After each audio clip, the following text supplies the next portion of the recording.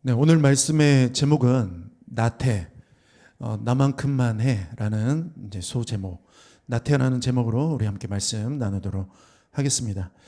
오늘은 치명적인 악덕 5번째 시간 나태에 대한 말씀을 나누려고 합니다. 나태하다, 나태해졌다. 듣기 좋은 말은 아니죠. 네. 그런데 우리는 나태해집니다. 나태한 모습을 가질 때가 너무나도 많습니다. 우리 나태라는 이 단어는 한자어입니다. 나태. 무슨 뜻의 한자어냐면 게으를 나, 게으를 태. 아주 게으르고 게으른 것을 나태라고 이야기합니다. 사전적으로는 이 나태는 행동이나 성격이 느리고 게으른 그런 뜻을 가지고 있습니다. 행동도 느리고 성격도 느리고 빨리빨리 뭔가를 해야 되는데 항상 이제 느리게 이렇게 반응을 하는 그런 모습을 이야기합니다. 그런데 한번 잘 생각을 해보세요. 느린 게 죄입니까? 게으른 게 죄예요?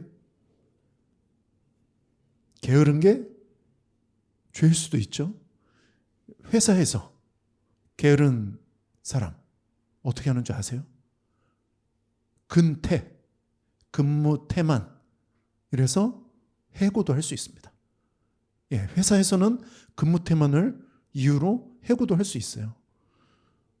근데 우리 주님은 우리를 해고하지 않으세요. 나태하면, 태도가 게으르면 우리 주님은 우리를 고치기를 원하십니다.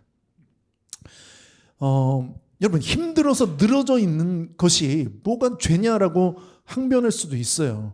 그런데 이것은 힘들어서 늘어져 있는 것을 성경에서는 나태라고 이야기하지 않습니다. 게으름, 이걸 성경에서 말하고 있는 게으름이 곧 나태를 의미하지 않아요. 나태는 뭐냐면 우리가 생각하는 것처럼 빈둥거리고 시켰는데 느리게 하고 약속 시간에 늦게 오고 설거지 안 하고 지방 방 청소 안 하고 이불 안 개고 다 되죠. 다 있는 건가요? 철야 예배 안 가고 소파에 누워서 그냥 늘어지게 그냥 TV나 보고 있고 예배 안 가고 수요 예배 안 가고 예배 자리에 안 가고 그러는 그런 마음들, 이런 것을 나태라고 이야기하지는 않습니다. 나태, 성경이 말하고 있는 나태는 조금은 다른 의미를 가지고 있어요. 첫 번째는 뭐냐면 구약 성경에 이제 나태라는 그 단어에 이제 헬라어의 그 단어가 아케디아라는 단어를 씁니다. 그 아케디아라는 단어는 조심성이 없다, 부주의하다, 주의를 기울이지 않는다, 이런 뜻을 가지고 있어요. 그 영어 성경으로는 이 부분을 뭐라고 이제 해석을 하고 있냐면 약한 마음, 약한 심령, 또 낙심한 영혼이라고도 표현을 하고 있습니다. 잠언에서는 이 부분을 뭐라고 표현하냐면 마땅히 해야 할 일을 피하는 것, 마땅히 해야 할 일을 안 하는 것, 그것을 나태라고 이야기하고 있어요. 반드시 해야만 하는, 하나님께서 말씀하신 선을 행하지 않는 것, 그것이 나태의 죄인 거예요. 그래서 하나님이 말씀하시는 이 나태라는 것, 성경이 말하고 있는 나태라는 것은 해야만 하는 일을 안 하는 겁니다. 제때에 안 하는 거예요. 미루는 겁니다. 그게 이제 죄라고 이야기하시는 거예요. 두 번째, 신약에 기록된 이 나태라는 단어는 오크네로스라는 단어를 갖고 있어요. 그 의미는 뭐냐면 축소하다, 가치 있는 일에 함께 참여하기를 주저하는 것을 이야기하는 거예요. 함께 뭐 합시다. 이번 겨울에 연탄 봉사하는 데 갑시다. 우리 전도하러 갑시다. 안 하는 거예요. 귀찮아요. 창피해요. 저는 그런 거 많이 해봤어요. 그래서 동참하지 않는 거예요. 그렇게 참여하기를 주저하고 미루는 것, 멀리하는 것, 그것을 나태라고 이야기하고 그 나태는 죄인 거예요. 그리고 세 번째로 이제 토마스 아퀴나스는 그 나태를 트리스티티아라는 단어를 써서 이렇게 얘기해요. 뭐냐면 슬픔이에요. 도대체 나태가 슬픔인데 그 슬픔이 왜 죄가 되냐? 여러분, 슬픔에 빠져 있으면 아무것도 못합니다. 아무것도 하고 싶은 마음이 안 생깁니다. 슬프니까요. 슬퍼서 못하겠어요. 슬퍼서 괴로워서 나는 하고 싶지 않아요. 우리 기쁨의 찬양 부릅시다. 슬퍼서 못 부르겠어요. 안 하는 거예요. 못 하는 거예요. 그렇게 그런 의욕도 생기지 않고 그런 어떤 생명력을 잃어버린 상태, 슬픔에 빠져서 무기력함에 빠져 있는 상태를 우리는 나태라고 이야기하고, 그 나태는 죄라고 이야기하는 거예요. 여러분, 그래서 슬픔의 감정 속에 너무 깊숙이 빠져들면 자기 연민 속에 빠져들어서 결국 내가 나를 찌르게 되는 거예요. 헤어나올 수가 없게 되는 것입니다. 여러분은 불쌍한 사람이 아니에요. 여러분은 하나님의 자녀입니다. 구원받은 하나님의 백성이에요. 구원받은 하나님의 백성들이 불쌍합니까? 낙심할 이유가 있습니까? 그럴 이유가 없거든요. 기쁨의 삶을 충분히 살아갈 수가 있어요. 그런데 그렇게 되지가 않는 거예요. 사막 수도승들이 하나님 앞에 이제 종신 서원들을 하며 나는 평생 하나님만 바라보며 살겠다 하고서 사막으로 갔던, 수도원으로 갔던 사람들에게 찾아왔던 죄가 뭐였냐면 이 나태였어요. 슬픈 마음, 해가 뉘엿뉘엿 질 때쯤 되어서 노을을 바라보며, 그 노을이 지는 하늘을 바라보며 그 수도승들 하나님 앞에 열심히 내가 내 인생을 걸고 하나님 앞에 헌신하기로 다짐했던 사람들이 그 뉘엿뉘엿 지는 석양을 바라보며 마음이 허해지는 거예요. 나 뭐 하는 거지? 장가도 못 갔는데 뭐 하는 거지? 시집도 못 갔는데 뭐 하는 거지 여기서? 맨날 똑같은 일상의 반복. 그리고 정말로 그 마음, 첫 마음은 정말 뜨거운 마음으로 하나님 앞에 서원하며, 하나님, 난 하나님의 영광을 위해서 내가 이곳에서 하나님만 바라보며 살겠습니다. 그렇게 서원하며 나갔던 그 자리들이 이제는 더 이상 은혜가 되지 않는 거예요. 기쁨이 되지 않는 거예요. 그리고 그 마음이 공허해져서 슬픔과 괴로움과 낙심 속에 모든 의욕을 잃게 되는 상황 가운데 빠지게 되는 것이죠. 그래서 이 7대 죄악을 기록했던 에바그리오스는 이게 참 문제다. 왜 그렇게 우울함에 빠져들까? 왜 그렇게 슬픔 속에 빠져들까? 이게 과연 옳은 마음인가? 바른 마음인가? 잠깐 우울할 수는 있죠. 잠깐 그런 생각과 마음이 스쳐갈 수는 있죠. 그런데 그 감정 속에 빠져들어서 더 이상 헤어나오지 못하는 거예요. 믿어도 별 볼 일 없네. 하나님을 섬기고 헌신해도 별 볼 일 없네. 나아지는 게 없네. 왜 이렇게 몸은 아파? 아니, 헌신했으면 좀 몸 좀 안 아프게 해주시고 좀 내 마음 좀 편안하게 해주시면 얼마나 좋아. 근데 그렇지가 않은 거죠. 여전히 아픈 건 아프고, 여전히 고통스러운 건 고통스러운 것이고, 여전히 들려오는 소식은 집안의 어려움과 괴로움과, 아버지가 아프다, 어머니가 아프다, 집안이 잘 안 돌아간다, 괴롭다, 이런 이야기들만 들려오는 것이죠. 그렇게 우울함 속에 빠져들어서 낙심하게 되고, 어떤 마음의 감동도 없고 기쁨도 없고 모든 의욕을 다 잃어버리고, 그리고 열정도 없고 그런 무기력함 속에 빠져드는 것, 그것을 성경은 나태라고 얘기하는 거예요. 여러분, 그래서 무기력한 게 그냥 제 기분이 그래서요, 제가 요즘 좀 그런 상황에 있어서요. 여러분, 그런 정도 수준이 아닌 거예요. 여러분, 감정대로 살면 온전하게 살 수가 없습니다. 감정이야 기쁘고 즐겁고 외롭고 괴롭고 슬픈 감정들이 하루에도 수십 가지의 감정들이 돌고 돌겠죠. 그런데 그 감정을 붙잡고 살면 여러분, 온전한 하나님의 자녀로 살 수가 없는 거예요. 그걸 이겨내야 되는 거죠. 여러분, 나태의 이 본질이 있어요. 나태의 이 본질이 뭐냐면 다른 죄들과 다른 점이에요. 첫 번째가 뭐냐면, 다른 죄들은 내가 저지르는 거잖아요. 해서 저지르는 그런 죄잖아요. 근데 나태는 안 하는 거예요. 하지 않는 거죠. 자, 예배 드립시다. 안 하는 거예요. 기도합시다. 안 하는 거예요. 성경 읽읍시다. 안 하는 거예요. 말씀 암송합시다. 안 하는 거예요. 영적인 어떤 유익과 영적인 진보를 위해서 하자는 것들에 대해서 외면하고 하지 않는 거죠.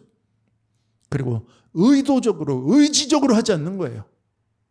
주님을 바라봅시다. 안 하는 겁니다. 어떻게 해야 할까요? 그리고 두 번째로 하나님 사랑과 이웃 사랑의 계명을 거스르는 죄인 거예요. 그 나태의 본질은 하나님 사랑과 이웃 사랑을 거스르는 그런 죄인 거예요. 왜 그런 줄 아세요? 나태의 반대가 뭘까요? 태나? 아닙니다. 나태의 반대는 뭐냐면 근면이에요. 근면, 성실. 근면하고 성실한, 이게 나태의 반대입니다. 그런데요, 정말 놀라운 게요, 이 근면이라는 단어가 이제 라틴어로 딜리게레라는 단어를 써요. 그런데 이 단어의 의미가 뭐냐면 사랑하다예요. 사랑하다. 그러니까 근면의 그 원어의 이 의미가 사랑하다인 거예요. 그럼 사랑하다가 근면, 무슨 상관이 있냐? 여러분, 사람의 근면함은요, 사람의 성실함은요, 사랑에 있어요. 여러분, 하나님을 예배해요. 하나님을 사랑해요. 예배의 태도가 어떨까요? 좋을 수밖에 없죠. 나의 사랑, 나의 어여쁜 자라고 나를 향해서 고백하시는 그 하나님 앞에 그 사랑이 내가 느껴져서 하나님을 예배하는 이 예배의 시간에 여러분, 어떤 마음과 태도로 하나님을 예배하게 될까요?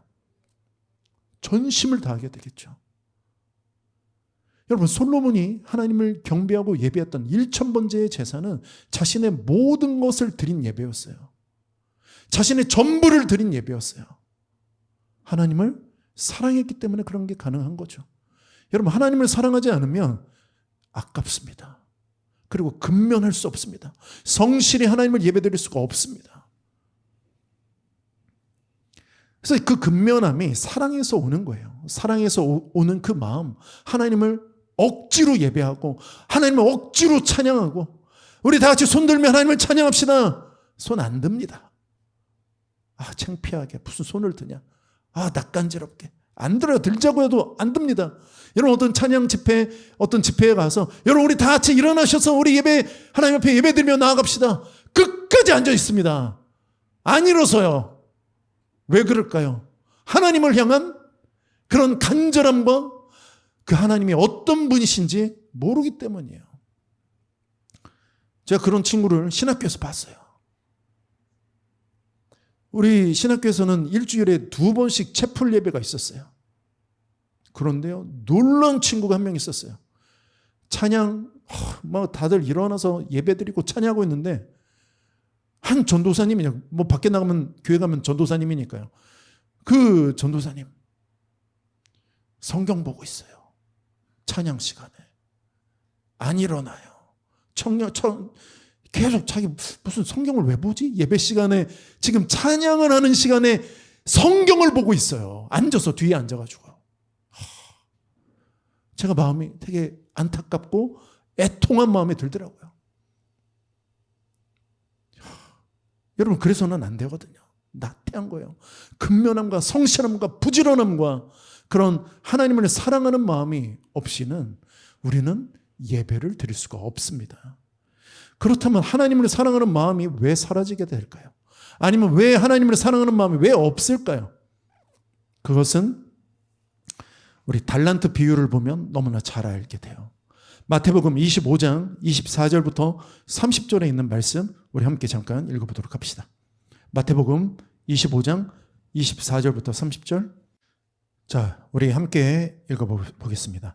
한 달란트 받았던 자는 와서 이르되, 주인이여, 당신은 굳은 사람이라 심지 않은 데서 거두고 해치지 않은 데서 모으는 줄을 내가 알았으므로 두려워하여 나가서 당신의 달란트를 땅에 감추어 두었었나이다. 보소서, 당신의 가지를 가지셨나이다. 그 주인이 대답하여 이르되, 악하고 게으른 종아, 나는 심지 않은 데서 거두고 해치지 않은 데서 모으는 줄로 내가 알았느냐? 그러면 내가 마땅히 내 돈을 취리하는 자들에게나 맡겼다가 내가 돌아와서 내 원금과 이자를 받게 하였을 것이니라 하고, 그에게서 그 1달란트를 빼앗아 10달란트 가진 자에게 주라. 무릇 있는 자는 받아 풍족하게 되고 없는 자는 그 있는 것까지 빼앗기리라. 이 무익한 종을 바깥 어두운 데로 내쫓으라. 거기서 슬피 울며 이를 갈리라 하니라. 여러분, 왜 나태하게 되냐면 지금 이 한 달란트 받은 이 종은 상당히 나태합니까 이게? 아니, 저는요 사업을 해본 적이 없습니다. 저는 사업에 재능이 없습니다.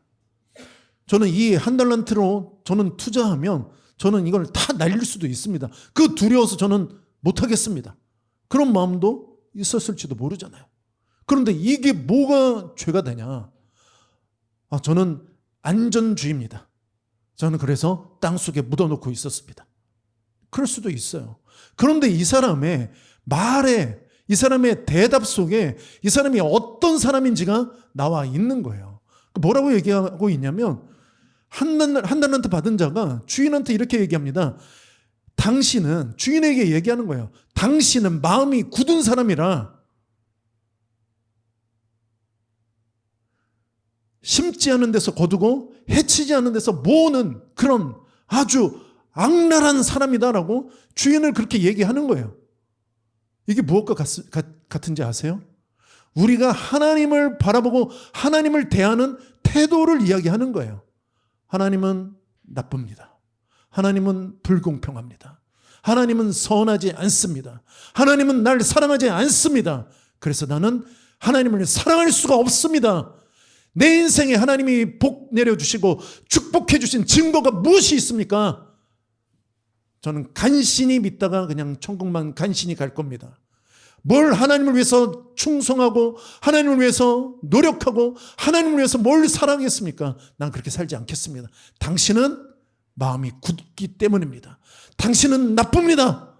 이렇게 이야기하는 거예요. 하나님에 대해서 상당히 잘못되고 왜곡된 시선을 갖고 있는 거죠. 왜냐면요, 한 달란트 받은 사람 말고요, 2달란트, 5달란트 받은 사람들은 그런 모습을 보이지 않아요. 주인에 대해서 정말 충성스러운 종의 모습을 보이고 있습니다. 그렇다면 3명 중에 2사람은 제대로 하고 있고 3명 중에 1사람은 이 한 달란트 받은 사람만 뭔가 잘못되어 있는 거잖아요. 누가 잘못된 겁니까? 2사람이 잘못된 걸까요? 이 사람이 잘못된 거예요. 이 주인에 대해서 왜곡된 생각과 자기 중심적인 생각으로 무언가 시키고 하나님께서 말씀하시는 일에, 주인이 말하는 일에 분노하는 거예요. 왜 이런 걸 시키냐? 한 번도 이런 거 안 시켜놓고서 왜 갑자기 이런 걸 시키냐? 왜 나한테 이런 걸 맡기냐? 안 하겠다는 거죠. 이게 나태의 전형적인 모습을 이야기하고 있는 거예요. 3번째, 나태의 특징, 심각한 자기 중심성을 갖고 있어요. 모든 해석을 내 중심, 나 중심적인 생각으로 해석한다는 거예요. 주인을 내 경험과 내가 느낀 감정으로 해석하는 거예요. 주인 나쁘다. 주인 잘못됐다. 주인은 굳은 마음을 가지고 있다. 여러분, 이거 고치셔야 됩니다. 이거 회복되셔야 돼요. 자기 중심성은 내 생각, 내 느낌, 내 감정이 언제나 중심에 있는 거야. 그러니까 내 생각이 언제나 중심에 있어요. 그래, 내가 생각한 거, 내가 경험한 거, 내가 느낀 거. 그래서 나의 삶을, 이 자기 중심성이라는 것은 나의 삶을 내가 원하는 대로 통제하고 싶어하는 마음인 거예요. 내가 원하는 대로, 내가 느끼는 대로. 그래서 자기 중심성이 강하게 되면 하나님이 나의 인생의 중심에서 외면되고 소외되고 멀어지게 되는 거죠. 하나님이 중심이 되시는 삶이 아니라 내가 내 인생의 중심이 되는 삶을 살게 되는 거예요. 모두가 다 자기 중심적인 생각에 빠져서, 여러분, 게으른 사람도 자기 중심성이 정말 강한 거예요. 제 친구 중에 지금 엄청나게 잘된 친구가 있는데, 약속을 하잖아요. 그래서 11시에 만나기로 약속을 했어요. 한 일주일 전에. 그래서 토요일도 11시에 만나기로 확인 전화까지 했어요. 그날 11시가 됐어요. 그래서 제가 혹시나 하고 한 10시 50분쯤에 전화하면 이제 일어나는 거예요. 그리고 나 오늘 못 가. 저는 이제 나갈 준비 다 하고 이제 딱 나가려고 하고 있는데 그러는 거죠. 여러분, 그 게으름이라는 게 자기 중심성에 정말 최악을 달리는 거예요. 그런데요, 그 친구가요, 게으르지 않거든요. 직장 생활하는 거 보면 새벽 3시까지 술 먹고 집에 들어와가지고 새벽 5시에 1시간 씻고 자고 출근하는 애예요. 여러분, 자기 중심성이라는 것은 정말로 사람을 게으르게 만듭니다. 그리고요, 일중독자, 이것도 나태함의 자기 중심적인 그 모습의 특징이에요. 또 무기력한 것도 자기 중심성의 정말 특징이 되는 거죠. 그 본질이 그렇습니다. 자기 중심성을 가지고 있는 본질을 가지고 있어요. 그렇다면 우리 나태의 또 특징들이 있어요. 나태함의 특징은 뭐냐면 미룹니다. 그냥 끊임없이 미뤄요. 오늘 할 일을 내일로 미루지 말라라는 우리 성경 말씀이 있죠. 보셨어요? 오늘 할 일을 내일로 미루지 말라. 그건 성경에 없습니다. 잠언에도 없지만 그냥 오늘 할 일을 내일로 미루지 않는 거, 이거 정말 우리의 명언이잖아요. 우리의 인생이 망가지는 이유는 자꾸 미루는 거예요. 오늘 해야 되는데, 오늘 기도해야 되는데, 오늘 하나님 앞에 엎드려야 되는데 모든 것을 미룹니다. 하나님과의 관계 속에서도 미뤄요. 미뤘을 때 나타나는 증상이 뭐냐면 하나님과의 관계가 엉망이 되기 시작하는 거예요. 일도 미루고요. 그냥 어쩔 수 없이 하는 거죠. 미루다 보니까 어쩔 수 없이 하는 거예요. 어쩔 수 없이 하는 사람의 마음속에 기쁨이라는 것이 있을까요? 어쩔 수 없이 예배드리는데 기쁨이 있습니까? 기쁠 수가 없거든요. 좋아서 예배드리는 거거든요. 여러분, 예배는 기쁨으로, 감사함으로 나가는 거예요. 여러분, 예배가 얼마나 좋았는지, 제가 예배가 얼마나 좋았는지, 예수전도단에서 화요몸이 있었는데 예배 시간이 저녁 6시였어요. 그럼 몇 시에 가서 앉아있는 줄 알아요? 4시에 가서 앉아있어요. 예배 드리려고. 늦게 가면 못 앉아요. 4시에 가서 앉아있는 거예요. 저희 교회 아이들 데리고 그렇게 화요모임 집회 장소에 방학 때마다 가거든요. 12시에 가요. 버스 타고 애들하고. 가서 기다리는 거예요. 점심 도시락 먹고 김밥 먹고 가서 기다리고 있어요. 예배 시간을 사모하면서 주님, 오늘도 우리를 만나주세요. 하나님, 우리 아이들을 만나주세요. 그런 간절함으로 그렇게 하나님 앞에 예배를 드리게 된다고요. 기쁨이 없을 수가 없거든요. 모든 예배가 놀라운 기쁨의 예배인 거예요. 정말로 우리의 영혼이, 제 영혼이 살아 막 춤추는 그런 매일매일의 그런 시간들이 되더라고요. 여러분, 고린도후서 6장 2절에 이렇게 말씀해요. 이르시되 내가 은혜 베풀 때 너에게 듣고 구원의 날에 너를 도왔다 하셨으니 보라, 지금은 은혜 만들 만한 때요, 보라, 지금은 구원의 날이로다 라고 말씀하고 있어요. 여러분, 은혜는 언제 받아야 되면 지금입니다. 지금 나에게 하나님께서 은혜를 베풀어 주시길 원하시고 지금 나를 구원하셔서 놀라운 하나님의 자녀로 만들어 가시고 나를 쓰시길 원하신다는 거예요. 지금이 바로 은혜 받아야 될 순간이며 지금이 바로 구원받아야 되는 순간인 거죠. 내일로 미뤄서는 안 됩니다. 지금 그 기쁨을 누려야 되는 거예요. 그리고 두 번째 나태함의 특징은 자기 자신을 고통스럽게 합니다. 나태함의 특징은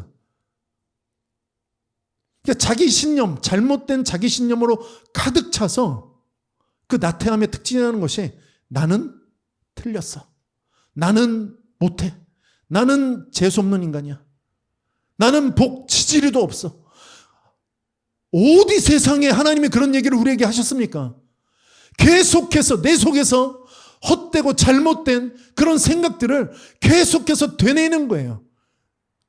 나도 좋은 집에서 태어났으면 난 이렇게 살지 않을 텐데, 내가 세상에서 제일 불쌍한 사람이야, 내가 이 상처만 없었어도 나는 이렇게 살지 않았을 텐데, 계속해서 자기 자신에 대해서 그렇게 잘못된 생각들로 채워가기 시작하는 거예요. 상황을 탓하게 되는 거죠. 잘못된 과거를 탓하게 되는 거죠. 그런 마음은 반드시 무슨 마음을 동반하게 되냐면 자기의 연민으로 가득 차게 되어 있어요. 내가 세상에서 제일 불쌍한 사람이야. 나 같은 사람은 세상에 없어. 나처럼 그런 고난 겪은 사람은 세상에 없어. 아니, 세상에 여러분, 수많은 고난을 겪은 사람들을 제가 보면, 여러분, 헬렌 켈러 같은 여러분 고난을 겪었습니까? 여러분, 닉 부이치치 같은 고난을 겪었습니까? 여러분, 우리나라에 돌아가셨지만 그 강영우 박사님 같은 고난을 겪었습니까? 거기에 비할 바가 안 되잖아요. 강영우 박사님 운동장에서 운동하다가 공에 뒤통수를 한 대 맞았는데 두 눈이 멀은 거예요. 장님이 됐습니다. 그거에 충격을 받고 어머니가 돌아가세요. 모든 가산을 탕진하고 누나가 공장에, 중학생도 앳된 그 누나가 공장에 취직해서 일하러 갑니다. 고난은 나만 겪는 게 아니에요. 그 강경우 박사님이 뭐라고 하신 줄 아세요?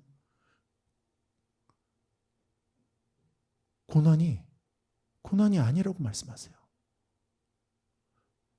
나는 빛을 본다고 얘기해요. 그분이. 장님이신 그분이 빛을 본다고 이야기합니다. 난 내 인생의 빛을 봐. 소망을 봐.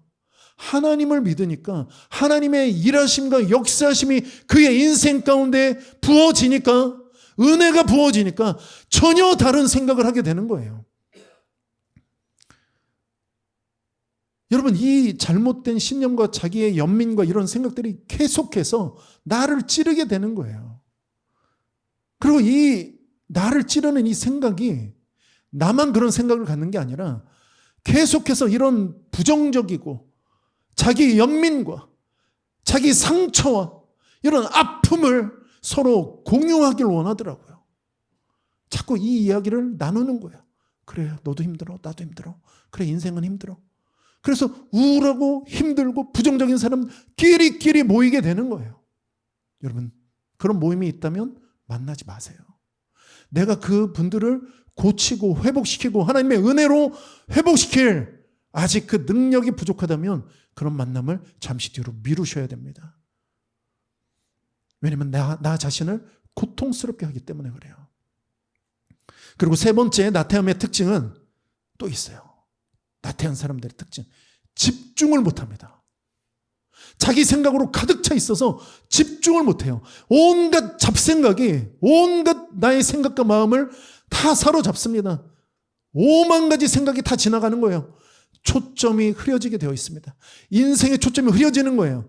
여러 가지 생각으로 너무나 산만한 그런 생각을 하게 되는 거죠. 생각이 많으니까 한 가지도 일을 못하게 되는 거예요. 여러분, 한 가지만 생각했다면 그 한 가지를 이룰 수 있을 겁니다. 그러나 5만 가지 잡생각이 결국엔 그 한 가지 일마저도 할 수 없게 만든다는 거예요. 집중할 수 없게 만들어요. 집중할 수 없으니까 또 실패했네. 또 안 되네. 나는 또 안 되는 애. 안 되는 사람이구나. 또 무기력에 심각하게 빠지게 된다는 거예요. 그리고 이 집중하지 못하는 마음은 결국 영적으로도 이어져서 예배를 못 드려요. 제가 이렇게 여러분을 딱 한 분 한 분 쳐다봤을 때 모니터가 머리 위에 다 하나씩 다 해서 생각하는 게 다 보였으면 좋겠다. 끄세요, 그거. 그 생각하지 마세요. 저는 모릅니다. 그러나 누구는 아시냐면 하나님은 아시죠. 우리가 예배를 잘 드리는지, 집중하며 하나님 한 분만을 경배하며 예배하는지 누가 아시냐면 하나님이 아시는 거죠. 하나님의 사랑을 받고 싶습니까? 하나님을 사랑하셔야 돼요. 하나님을 사랑하는 자가 그 사랑을 입는다라고 이야기하고 있습니다. 집중하는 거죠. 사랑은 분산되지 않습니다. 사랑은 한 분, 그 하나님만을 사랑하는 거예요. 그럴 때 하나님께서 그 사랑을 우리에게 부어주신다고 말씀하고 있습니다. 여러분, 이렇게 우리가 나태함에 빠지게 되면 우리는 우리의 삶에 다른 것들을 찾게 돼요.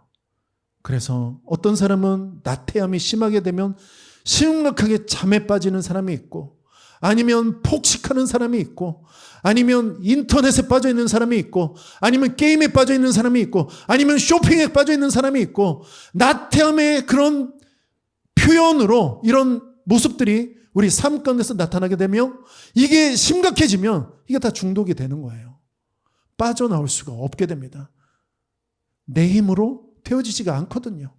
이 나태함의 문제, 무기력의 문제, 의욕 없음의 문제, 기쁨이 없는 문제를 이런 외적인 세상적인 방법으로 해결할 수가 없는 거예요. 우리의 영혼이 온전히 하나님의 은혜로 가득 채워지기 전까지는 이 모습들이 채워지지 않습니다. 이 공허함이 채워지지 않습니다. 이걸 해결하기 위해서는 결국 예수 그리스도의 주인 되심과 통치하심과 보호하심 앞에 우리가 엎드려야 되는 거예요. 예수님이 나를 사랑하신다. 예수님이 나의 주인 되어주신다. 예수님이 나를 통치하시고 다스리신다. 나는 그 다스림 가운데 있을 때 가장 편안하고 가장 안정감을 느낀다. 이런 경험을 해야 된다는 거죠. 여러분, 이 나태함이라는 문제가 오늘날 무엇과 가장 유사하냐면 우울증이랑 가장 유사한 거예요. 여러분, 제가 지금 드린 이 나태의 특징들이 거의 대부분이 다 우울증의 표현 양식이에요. 우울증의 양상이에요. 그래서 여러분, 나태함에 빠지는 것을 극도로 여러분들은 주의하시고 유의하시고 나태에 빠지지 않기 위해서 여러분 온 마음과 정성을 다해야 되는 거예요. 여러분, 이 나태함에 빠지게 되면 이 나태는 죄로 이끌어갑니다. 끊임없이 자기 중심성으로 나를 이끌어가서 나는 별로야, 나는 가치 없어, 나는 허무해, 내 인생은 정말로 볼 것 없어, 나는 정말 한심한 인간이야, 그렇게 빠져들게 되는 거예요. 여러분, 그 나태에서 벗어나셔야 됩니다. 이 나태에서 벗어나기 위한 중요한 방법들이 두 가지가 있어요. 두 가지입니다. 첫째, 뭐냐면 기쁨을 회복하셔야 돼요.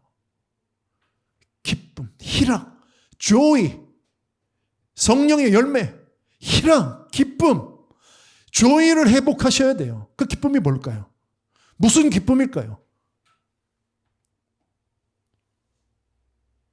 내가 좋아하는 걸 많이 하면 그게 기쁠까요? 오락을 많이 하면 기쁠까요? 저희 아들 은찬이가 냥코 대전쟁이라는 오락게임에 요새 열심히 하고 있어요. 저도 아들이 도대체 무슨 게임을 하는지 이제 궁금해서 같이 하고 있어요. 저도 열심히 하고 있어요. 재미있어요. 아들보다 더 열심히 하고 있습니다. 네. 기쁠까요? 짜증나요. 자꾸 레벨을 올려야 돼요. 레벨을 계속 올려야 뭔가를 이룰 수 있고 뭔가를 무찔러서 싸울 수 있는데 그게 끝이 없어요. 한 고개를 넣으면 두 고개가 나오고 그 다음 세 번째, 네 번째, 다섯 번째 열받는 거예요. 그래서 열받는 사람들을 위해서 무엇이 있는 줄 아세요? 그 게임에 돈으로 아이템을 살 수 있게 길을 열어놨어요. 그걸 뭐라고 얘기하냐면 현질한다고 그래요. 현질이 뭔지 아세요? 현금 지랄. 예, 그게 현질이에요, 여러분. 그래서 애들이, 은찬이가 저한테 아빠 나 현질하게 해줘. 얘도 답답한 거죠. 계속 열심히 막 해야 간신히 한 계단 한 계단 올라가는데 어떤 자기 반의 친구는 현질을 한대요. 그래서 갑자기 100계단이 올라가 있는 거죠. 막 10만 원 패키지 상품도 있고 막 그래요, 여러분. 기쁠까요? 10만 원 쓰면? 아마 그 게임을 만드신 분들은 그 100계단 위에 또 1000계단, 10,000계단을 또 만들어 놨을 거예요. 여러분, 이기고 싶습니까? 여러분들을 위해서 준비했습니다. 이번엔 20만 원 특가, 50% 할인. 그렇게 써 있어요, 거기에 계속. 기쁠까요? 안 기뻐요. 근데 열받는데 하는 거예요. 자꾸 거기에 중독이 되어 가는 거죠. 여러분, 기쁘지 않습니다. 세상적인 것은 전혀 기쁘지 않습니다. 계속해서 우리의 삶을 얽매이게 만드는 거예요. 여러분, 우리의 기쁨은 하나님이 주시는 기쁨을 회복하셔야 돼요. 그 기쁨이 뭔지 아세요?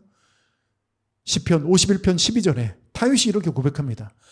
주의 구원의 즐거움을 내게 회복시켜 주시고 자원하는 심령을 주사 나를 붙드소서라고 이렇게 다윗이 고백하고 있어요. 여러분, 다윗이 왜 이런 고백을 하게 되냐면 구원의 즐거움을 다시 한번 나에게 회복시켜 달라는 이야기를 왜 하냐면 그 구원의 즐거움을 잃어버렸기 때문이에요. 왜 잃어버린 줄 아시죠?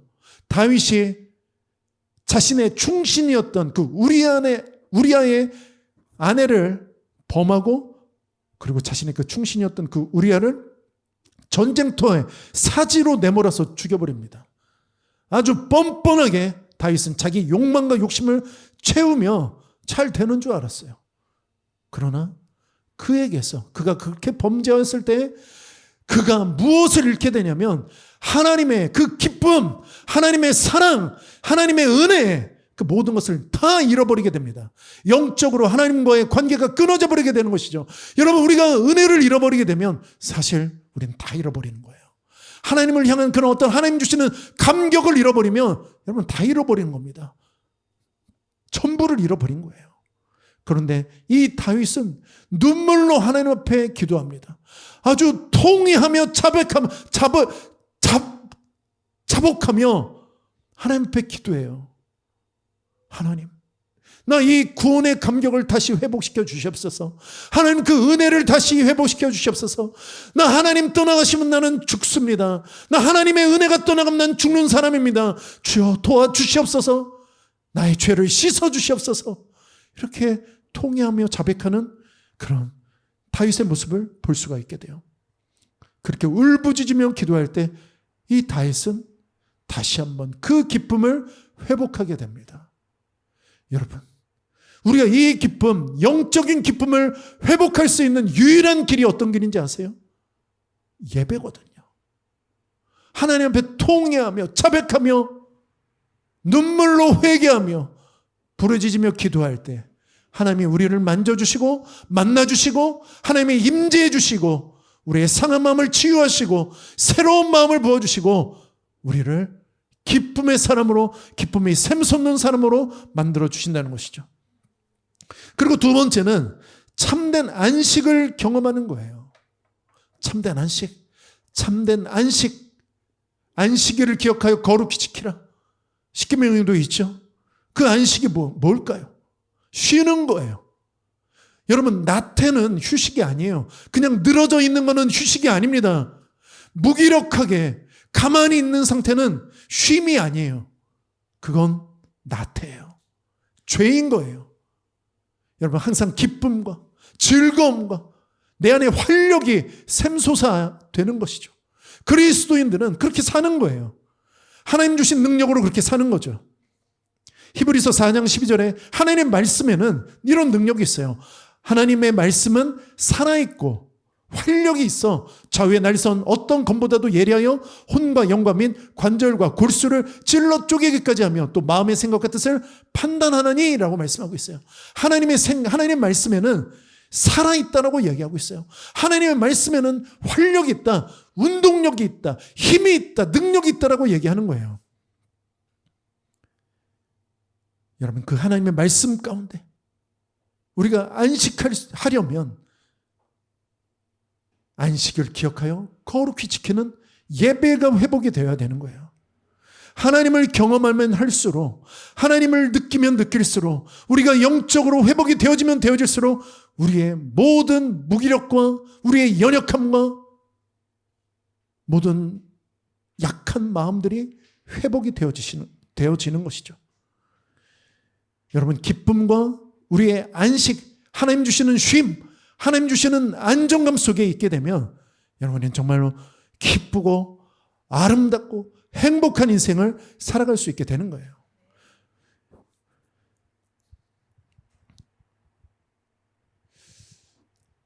저희 아버지가 주일 아침만 되면, 저희 어렸을 때요, 제가 초등학교 어렸을 때 저학년일 때, 주일 아침만 되면 이제 목욕탕을 가세요. 몇 시에 데리고 가시냐면 새벽 4시에 목욕탕 문 여는 시간에 맞춰서 데리고 가시는 거예요. 그것도 초등학교 1학년, 2학년인 아이를 데리고 새벽에 4시에 주일날 아침에 좀 일찍, 여러분 그때는 월화수목금 토까지 학교를 다녔다고요. 주 6일을 일했어요, 제가. 그런데 하루 좀 늦게 늦잠 좀 자고 싶고, 아침에 8시에 하는 좀 만화도 보면서, 은하철도 999도 보면서 좀 내 마음의 안식과 쉼을 누리고 싶은데 절대 그런 게 없는 거예요. 아침에 가야 된다. 하나님 앞에 예배 드리러 가는데 아침부터 준비해야 된다. 깨끗이 씻고, 그리고 하나님 앞에 나아가야 된다. 데리고 다니시는 거예요. 너무 힘들었어요. 추운 겨울, 그때도 데리고 다니시는 거예요. 저희 아버지는 기쁨으로 막 하시더라고요. 시원해, 이리로 들어와봐. 들어갔더니 거짓말이었어요. 뜨거워, 아빠. 시원하다며. 시원해, 들어와봐. 못 들어갔죠. 여러분, 하나님을 향한 그런 영적인 열심, 하나님을 향한 그런 새벽에 그 어린 아들을 데리고 얘를 빡빡 씻겨가지고, 그래서 아주 거룩하고 순결한 주의 자녀로 만들어서 주일 예배를 드리게 만들고 싶어 하시는 저희 아버지의 그 열심, 저도 배우게 되더라고요. 제가 그걸 몸으로 배우고 느끼고, 하나님 앞에 나아가는 열심, 하나님 앞에 정말로 열정적으로 살아가는 우리의 삶, 이게 회복되어져야 되는 거죠. 기쁨 없이 가능하겠습니까? 하나님 주신 그 안식, 평안함을 누리지 못하고 가능하겠습니까? 기쁨과 안식이 내 마음 가운데 풍성하게 흘러넘치니까 우리 아들도 아침에 일찍 가서 예배드리고 우리 같이 주일을 섬기고 하나님을 예배하고 그렇게 했으면 좋겠다. 그렇게 하시더라고요. 사랑하는 여러분, 나태에 빠지는 것은 심각한 죄인 거예요. 무기력에 빠지는 것은 심각한 죄인 겁니다. 벗어나셔야 돼요. 심각한 자기 중심성에서 벗어나셔야 돼요. 내 감정, 내 생각, 내 의지, 내 뜻 중요하지 않다. 그래, 힘들 수 있어. 어려울 수 있어. 괴로울 수 있어. 때로는 슬플 수 있어. 그러나 오래 머물러 있지 않을 거야. 하나님, 나에게 기쁨을 회복시켜 주시옵소서. 하나님, 기쁨으로 예배드리게 해 주시옵소서. 매일매일의 삶이 기쁨과 감사로 충만한 그런 인생 되게 해 주시옵소서. 여러분, 이번 주에 제가 찬웅이 민주내를 갔잖아요. 신방을. 인천에서 가는데 1시간 넘게 걸리더라고요. 퇴근 시간이기도 하고. 이렇게 먼 데서 오는구나. 민주랑 찬웅이가 이렇게 먼 곳에서 오는구나. 그래서 민주가 그 만삭이었을 때 지하철을 3번이나 갈아타고 왔던 그 장면도 또 생각이 나더라고요. 민주에게 그런 마음이 있었구나. 물론 예배 다 끝날 때 왔지만. 그래도 오는 게 어때요? 저는 이미 그의 마음속에 토요일 저녁부터 가야지. 이미 예배가 시작되고 있다고 저는 생각해요. 몸이 힘들어서 늦게 일어날 수는 있죠. 그런데 그의 마음속에, 그녀의 마음속에 아마 토요일이 아닐 수도 있어요. 주초 월요일부터 나 가야지. 하나님 앞에 예배해야지. 우리 아이 데리고 가야지. 그렇게 힘들고 어려운 몸을 이끌고 지하철을 3번이나 갈아타고 그렇게 왔던 모습들이 또 생각이 나더라고요. 예배 드리는데 너무 감사한 거예요. 예배 오기를 너무 잘했다. 이 가정에 함께 와서 신방 예배 드리기를 너무 잘했다. 은혜가 임하고 또 찬웅이도 민주도 저희에게 주신 말씀이었어요. 이렇게 고백하는 그 은혜의 시간이 되었었거든요. 사랑하는 여러분, 우리의 기쁨과 우리의 안식은 하나님 안에 있을 때 가능한 거예요. 하나님 앞에 예배 드릴 때 가능한 거예요. 늘 하나님을 예배하며 어느 자리에 있든지 그 하나님 앞에 나아가는 저와 여러분 모두가 될 수 있었으면 좋겠습니다.